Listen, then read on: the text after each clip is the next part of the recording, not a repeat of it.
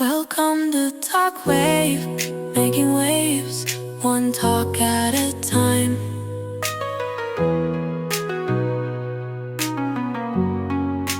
All right, so let's dive into something that's been kind of brewing for a while now, and it's about to reach a boiling point. Oh, yeah. TikTok and its potential ban in the U.S. You've probably seen the headlines, but we're going to go beyond the surface here Yeah. and really unpack what's at stake. We've got court rulings, national security concerns, free speech debates, and millions of users just wondering what's next.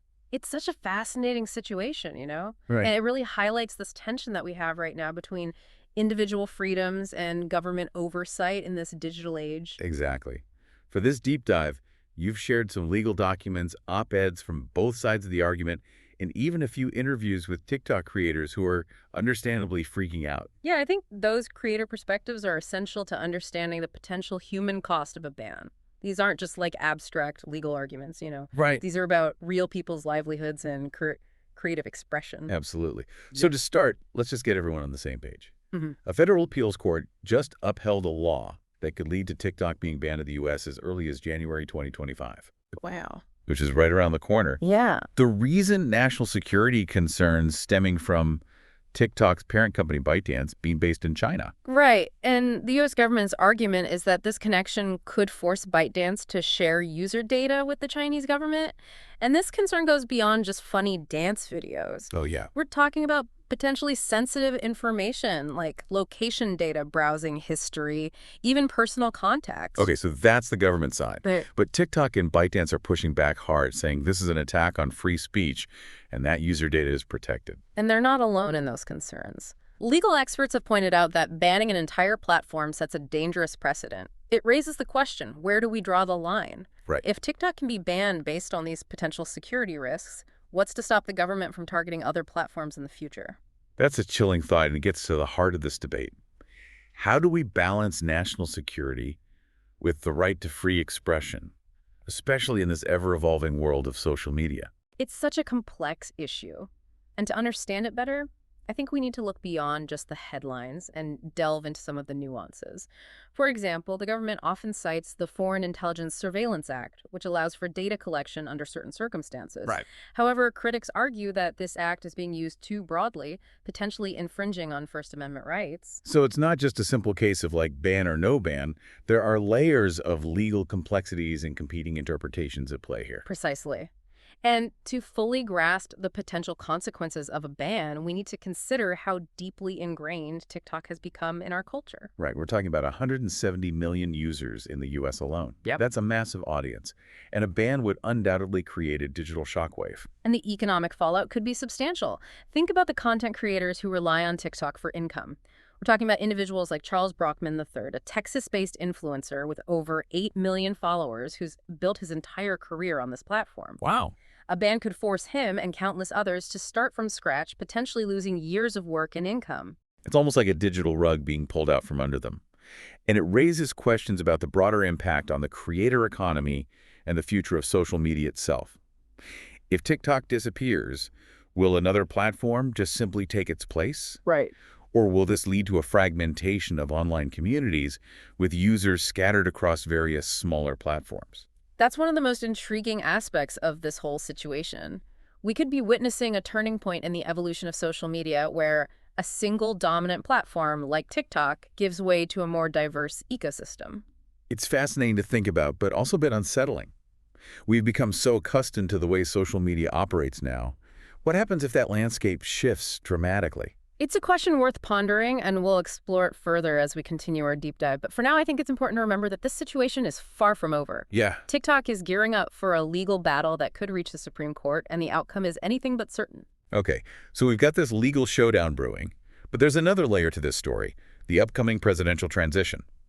The ban is set to take effect on January 19th, 2025, just one day before President-elect Trump takes office. And as we all know, he's had a rather, let's say, interesting history with TikTok. Yeah. During his previous term, President-elect Trump initially pushed for a ban, citing similar security concerns. But then, somewhat surprisingly, he expressed support for the app during his recent campaign. Huh.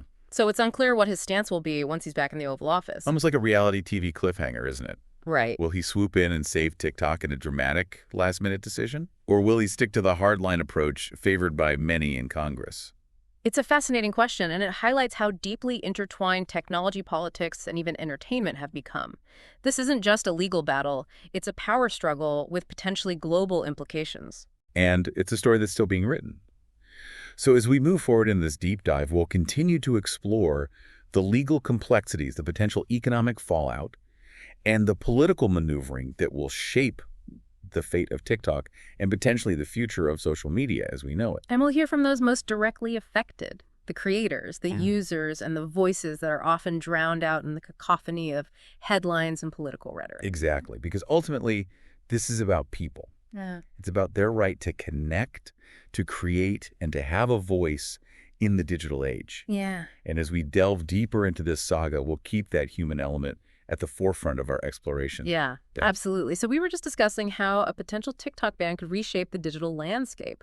Let's imagine for a moment that the ban does go into effect. What happens to those 170 million U.S. users? Well, it's a question that leads to a lot of speculation. Yeah. Do those users just migrate over to existing platforms like Instagram and YouTube? Right. Will they be satisfied with Reels and Shorts? Or will we see like a new wave of platforms emerge just vying to capture that TikTok magic? It's likely a combination of both, I think. We've already seen established platforms integrating those short-form video features, almost anticipating this potential shift. But, replicating the essence of TikTok is more complicated than just copying a format. Yeah, that's what I'm curious about. What makes TikTok so unique? Is it just the algorithm? Or is there something more at play? The algorithm certainly plays a significant role. It's incredibly effective at personalizing content, keeping users engaged and propelling trends into the mainstream. But there's also a cultural element to TikTok's success. It's become a hub for creative expression, a space where trends emerge organically, and a place where communities can form around shared interests and humor. So even if other platforms manage to replicate the technical aspects, they might struggle to capture that sense of community and organic creativity that TikTok has. Exactly. And let's not forget the impact on the advertising industry.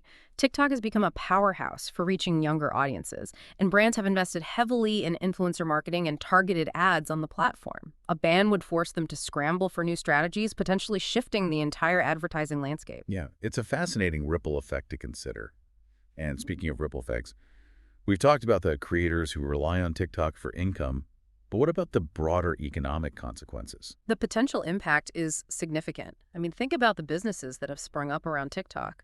Marketing agencies, video editing services, music licensing companies, an entire ecosystem is developed around this platform, and a ban could send shockwaves through that ecosystem. It's like a digital domino effect with consequences reaching far beyond the app itself. And we can't ignore the potential impact on political discourse.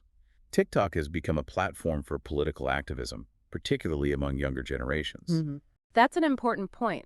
A ban could potentially silence those voices, limiting their ability to organize, share information, and engage in political debate. It raises concerns about censorship and the potential for government overreach in controlling online spaces. This is where things get really interesting. We've got this potential ban looming, but TikTok is fighting back with a legal challenge that could reach the Supreme Court. And the Supreme Court's decision could have far-reaching consequences. If they uphold the ban, it sets a precedent for the government's ability to regulate social media platforms based on national security concerns. And on the other hand, if they overturn the ban, it sends a strong message about the importance of protecting free speech rights in the digital age. Exactly. It's a high-stakes legal battle with profound implications for the future of social media and online freedom of expression. But there's another layer of complexity here. The timing of the ban, coinciding with the presidential transition. President-elect Trump has made conflicting statements about TikTok in the past. It's hard to predict what his stance will be once he's back in office. It's a wild card in this already unpredictable situation.